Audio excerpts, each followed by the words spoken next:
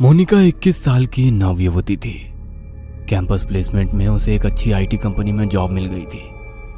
उसकी शिफ्ट रात की तकरीबन 12 बजे खत्म होती थी।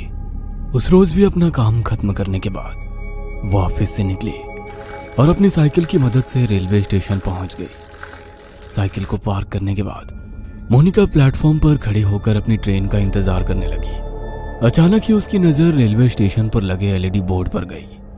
रोज की तरह उसमें आने वाली ट्रेन का नाम और शेड्यूल आज दिखाई नहीं दे रहा था। डिस्प्ले बोर्ड की एलईडी बाहर बाहर जल बुझ रही थी। अचानक ही प्लेटफॉर्म की पावर सप्लाई कट गई और हर तरफ अंधेरा हो गया।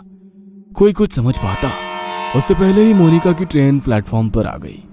बिना देरी किए बाकी के पैसेंजर्स के साथ साथ मोनिका भी झट से ट्रेन में चढ़ गई। इस समय रात के 11:30 बज गए थे। आज ट्रेन में कुछ गिने चुने पैसेंजर्स ही दिखाई दे रहे थे। मोनिका ने अपने हेडफोन में लाउड म्यूजिक लगाया और आंखें बंद कर अपना सर सीट के बैक सपोर्ट में टिका दिया। कुछ ही देर में लाउड म्यूजिक होने पर भी दिन भर की थकान के कारण उसकी आंख लग गई थी। थोड़ी देर बाद उसका मोबाइल रिंग करने लगा। रिंग की आवाज से मोनिका की नींद टूट गई। स्क्रीन पर पापा का नाम फ्लैश हो रहा था।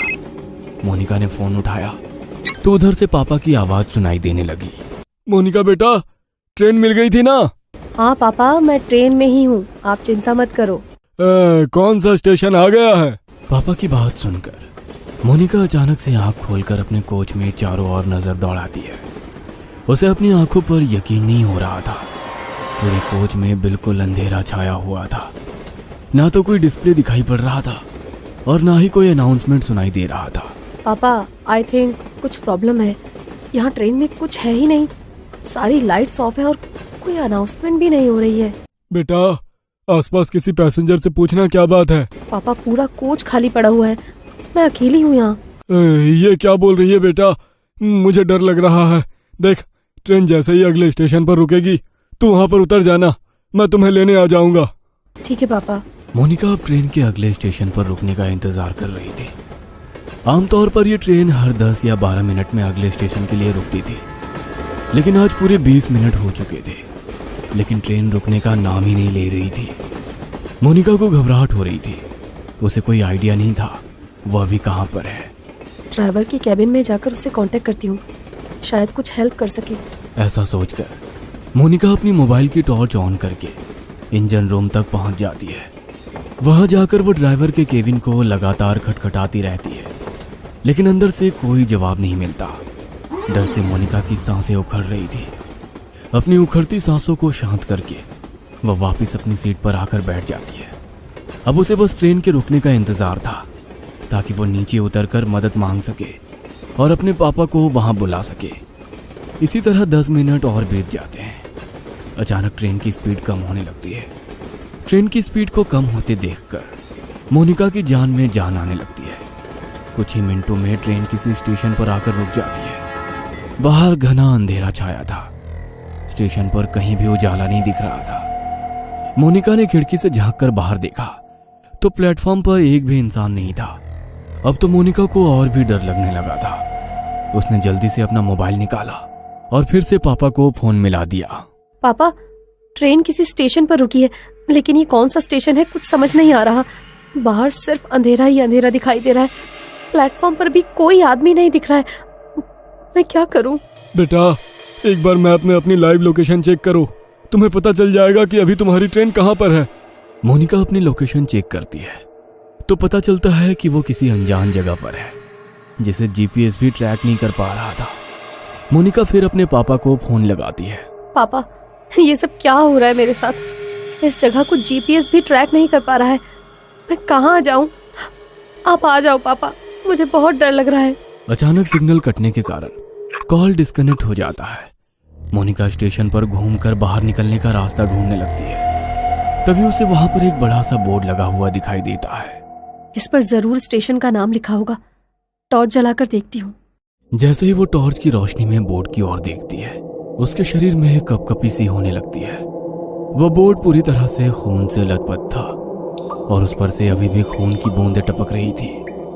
मोनिका घबराकर वहां से भागकर वापस अपनी ट्रेन की ओर आने लगती है कि तभी उसका फोन बजने लगता है। डरो नहीं बेटा, हिम्मत से काम लो। तुम्हारी ट्रेन जिस ट्रैक से आई है उसी ट्रैक पर वापस चलो। देखो आसपास कुछ तो होगा, कोई चर्च, कोई बिल्डिंग, कुछ न कुछ जरूर होगा। तुम कोशिश करो, जैसे ही तुम्हें कुछ भी दिखाई दे तुरंत मुझे बताना। मैं भी पुलिस से मदद मांगने की कोशिश कर रहा हूँ। आंसू पोंछकर मोनिका पापा के कहे अनुसार अपोजिट डायरेक्शन में भागने लगती है। ट्रैक पर हर तरफ अंधेरा ही अंधेरा छाया हुआ था। भागते हुए मोनिका को अपने पीछे कई सारे कदमों की आवाजें सुनाई दे रही थी। ऐसा लग रहा था कई सारे लोग उसके पीछे पीछे दौड़ रहे हो। मोनिका घबराकर अपने पीछे की ओर देखती है, लेकिन पीछे सन्नाटे के सिवा कुछ भी नहीं था। मोनिका पूरी ताकत लगाकर दौड़ती ही जा रही थी। अचानक ही उसके कानों में किसी की आवाज सुनाई देती है। ऐसा लग रहा था कोई गुस्से में उसका नाम पुकार रहा हो। मोनिका अब इतना ज्यादा डर चुकी थी कि उसके अंदर पीछे मुड़ने की हिम्मत भी नहीं बची थी। हाथ में मोबाइल पकड़े वह फ्लैश लाइट की रोशनी में दौड़ती चली जा रही थी। अचानक ही उसके दौड़ते कदम ठिठक कर रह गए। उसने देखा कि सामने पोल पर एक औरत उल्टी लटकी हुई थी। उसके बाल हवा में लहरा रहे थे और वो खतरनाक चेहरे के साथ जोर जोर से हंस रही थी। मोनिका का हलक डर से सूख रहा था। अब उसमें और आगे जाने की हिम्मत नहीं बाकी थी, इसलिए वो वापस स्टेशन की तरफ जाने के लिए मुड़ जाती है।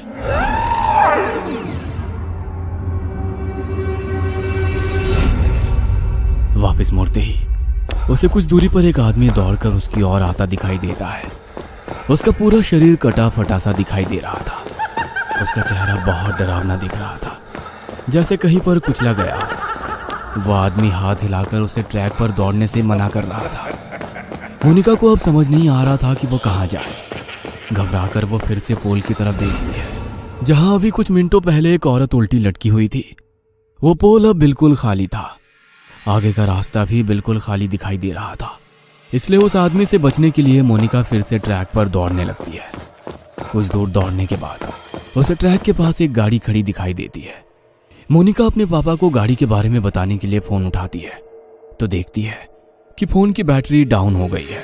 इस गाड़ी के हेडलाइट्स ऑन है, मतलब गाड़ी में जरूर कोई है। क्या करूं? मदद मांग लूं या ऐसे ही भूतिया स्टेशन पर अपनी मौत का इंतजार करती रहूं? मोनिका कुछ देर सोचती है और उसके बाद हाथ हिलाते हुए गाड़ी के सामने जाकर खड़ी हो जाती है। मोनिका को ऐसी हालत में देखकर गाड़ी के अंदर से एक आदमी बाहर आता है। क्या बात है, इतनी रात को आप ऐसे ट्रैक पर क्या कर रही हैं? सब ठीक तो है ना? मोनिका बुरी तरह हाँफ रही थी। ऐसा लग रहा था वह किसी भी पल बेहोश होकर गिर पड़ेगी।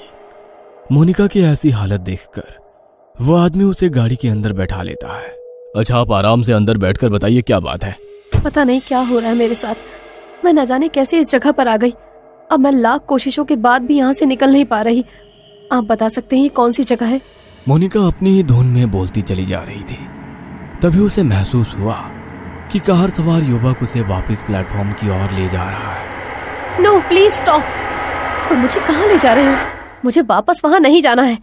मोनिका के इतना कहते ही वह लड़का मुस्कुराते हुए पीछे देखता है। अगले ही पल उस लड़के का चेहरा बदलने लगता है और वो उसी आदमी की शक्ल में बदल जाता है जो ट्रैक पर उसका पीछा कर रहा था। मोनिका के मुंह से एक जोरदार चीख निकल जाती है और वो कार से उतरकर फिर से पागलों की तरह दौड़ने लगती है। उसे अपने पीछे उस आदमी के कदमों की आवाज साफ सुनाई पड़ रही थी। दौड़ते हुए वो वापस अपनी ट्रेन के सामने आ जाती है। कोई और रास्ता ना सूझने पर वो छिपने के लिए वापस ट्रेन में चढ़ जाती है और एक सीट के नीचे छिपकर बैठ जाती है। मोनिका का पूरा शरीर पसीने से लथपथ हो गया था। वह अभी तक डर से कांप रही थी।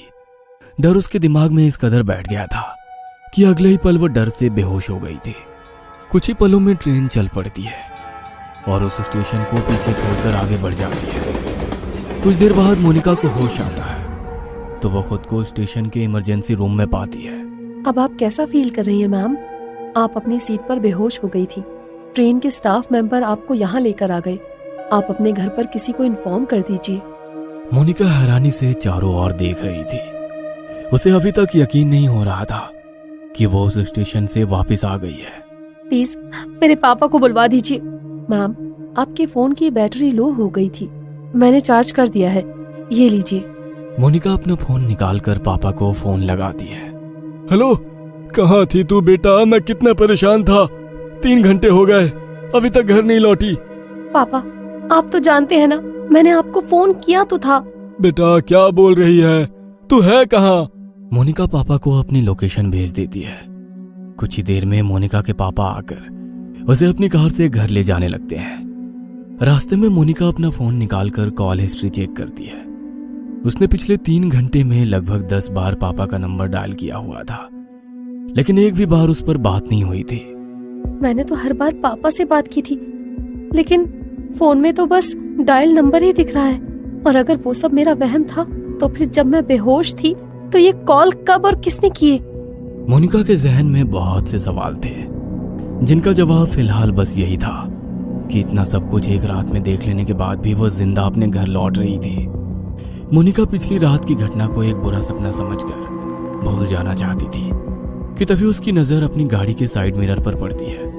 वो देखती है कि वही कटे पिटे चेहरे वाला डरावना आदमी उसकी गाड़ी के ठीक पीछे पीछे चला आ रहा।